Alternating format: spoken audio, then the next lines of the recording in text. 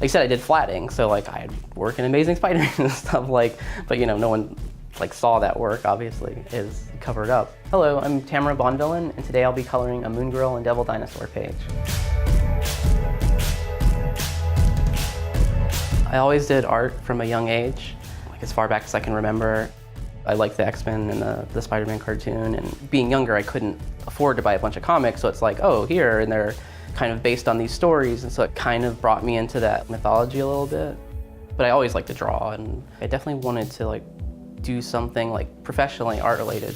I went to the Kubert school, you know, which is like comics focused. I always kind of had like an inclination to do coloring. You know, it's like one of my favorite parts of the process.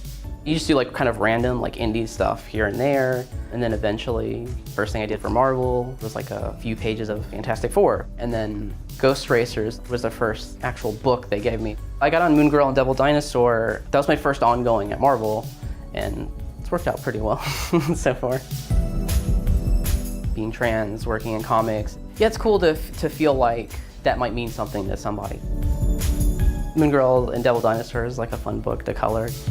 As a colorist, they send you the black and white line art, and I have a person who does flats for me.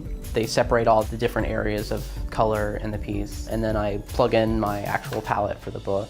You know, I think about, is this like a dark scene, not just actual light and dark, but you know, like tonally, like, is this sad, is it happy? So like that may affect the color choices. You start from that base and then like build up rendering with shadows and the highlights and kind of focus in on who's important in the scene. So like in this case, Devil Dinosaur.